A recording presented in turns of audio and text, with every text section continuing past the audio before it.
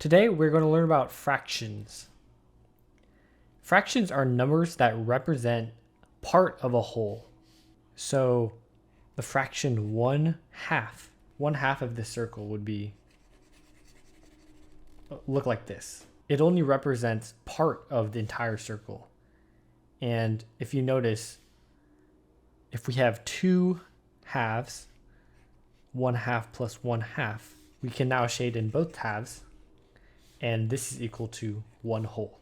Fractions are written in the form a over b. So you can replace a with any number, like 1 in the other example, and b would be 2. And b cannot be equal to 0 because, as you might know, you cannot divide anything by 0. For this is undefined. Any number divided by 0 is undefined. So b cannot be 0, but a has no restrictions. The top value is called the numerator, and the bottom value is called the denominator. Here we have a bar, and we want to describe the shaded region in a fraction. So what percentage of the bar is shaded in? If we count up the amount of units, we have 8. And there appears to be 1, 2, 3 shaded units. So we can represent the amount of shaded units on the bar as 3 over 8. The numerator here is the amount shaded. The denominator here is the total units. So we can see that there's 3 out of 8 of them are shaded.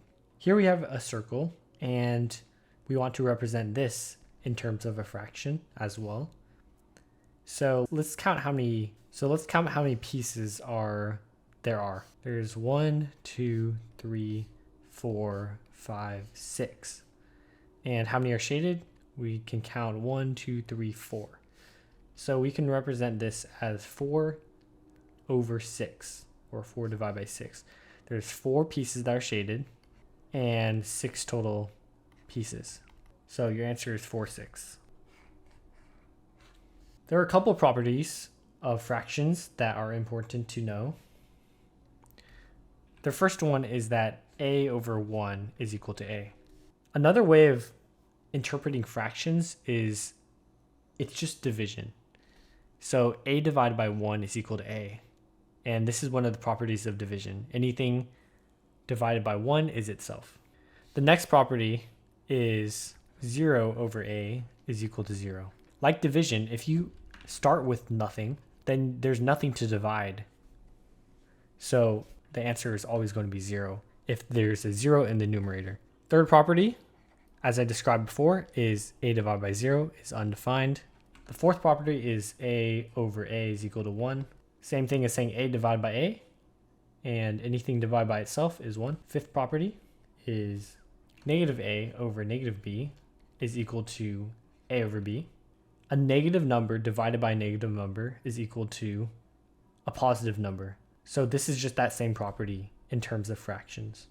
And the last property is negative a over b is equal to negative a over b, which is also equal to a over negative b.